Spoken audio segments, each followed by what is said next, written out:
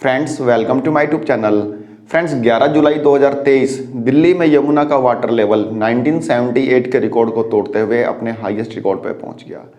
दिल्ली में यमुना का water level 208.66 metre तक पहुंच गया, जिससे कि दिल्ली के अंदर बाढ़ की स्थिति पैदा हो गई और दिल्ली के अंदर यमुना का पानी Lal Qila, ITO, supreme court, civil line तक पहुंच गया। यहां तक कि यमुना का पानी यमुना के खादर इलाके में भी पहुंच गया और यमुना खादर इलाका पूरा ही जलमग्न हो गया, जिसके कारण से 25,000 लोगों को शिफ्ट किया गया कैंप्स में। इस बाढ़ के लिए दिल्ली की आम आदमी पार्टी ने हरियाणा सरकार को जिम्मेदार ठहराया।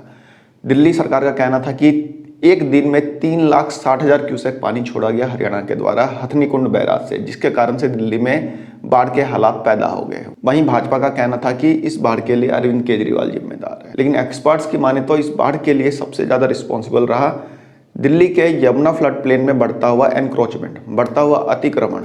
दिल्ली के यमुना फ्लड प्लेन में इतना ज़्यादा एनक्रोचमेंट हो गया है कि बाढ़ की स्थिति एक नॉर्मल सी बात है। फ्रेंड्स, यमुना जब दिल्ली के अंदर एंटर करती है तो वजीराबाद बैराज से एंटर करती है और वजीराबाद से एंटर करती है और निकलती है ओखला बैराज से। तो इस बीच टोटल यमुना की लंबाई 22 किलोमीटर की है और इस 22 किलोमीटर की लंबाई में यमुना का जो ऑफिशियल फ्लड प्लेन एरिया है वो है 9,700 हेक्टेयर।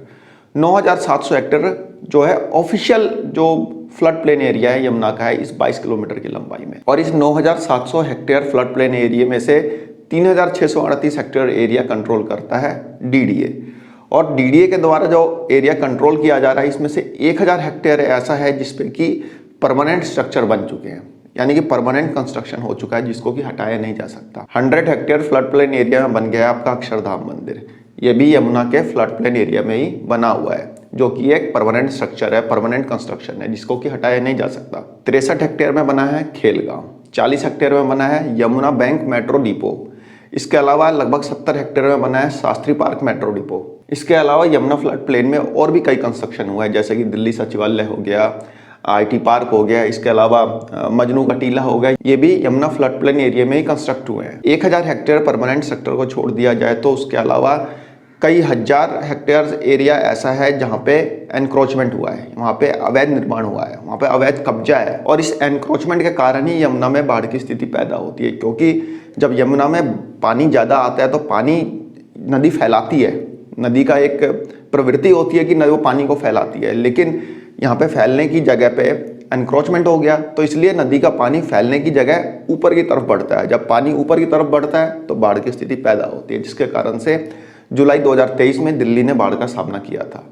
तो इस एनक्रोचमेंट को हटाने के लिए दिल्ली हाई कोर्ट ने डीडीओ को साफ निर्देश का ऑर्डर दिया है कि इस एनक्रोचमेंट को जल्द से जल्द हटाया जाए और जो भी ड्राइव चलानी है, जो भी एंटी एनक्रोचमेंट ड्राइव चलानी है या फिर डेमोलिशन ड्राइव चलानी है, जो भी चलाए, जो भी करना है करे, बस इस एनक्रोचमेंट को फटाफट हटाए।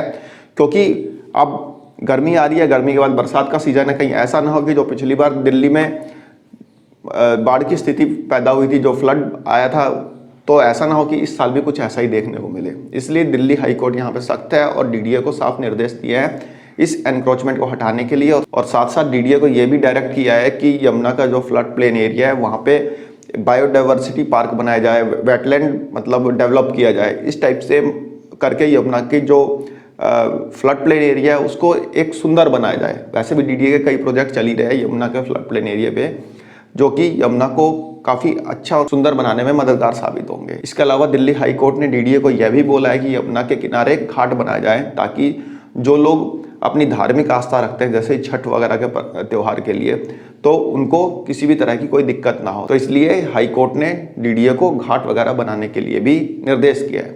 देखते हैं डीडीए का जो डेमोलिशन ड्राइव या फिर एंटी एनक्रोचमेंट ड्राइव है ये कब से स्टार्ट होता है। मेरे ख्याल से तो चुनाव बाद ही होगा, क्योंकि इससे पहले भी एनजीटी और हाई कोर्ट कई बार डीडीए को बोल चुके हैं इस एनक्रोचमेंट को हटाने के लिए, लेकिन कुछ समय तक एंटी एनक्रोचमेंट ड्राइव चलती है, उसके बाद फिर बंद हो जाती है। तो इस बार हाई कोर्ट सख्त है और डीडीए को साफ निर्देश दिया है कि जो भी यमुना का फ्लड प्लेन एरिया में एनक्रोचमेंट हुई है उसको हटाया जाए, क्योंकि पिछले साल दिल्ली ने बाढ़ की स्थिति देखी थी और सुप्रीम कोर्ट तक पानी पहुंचा था।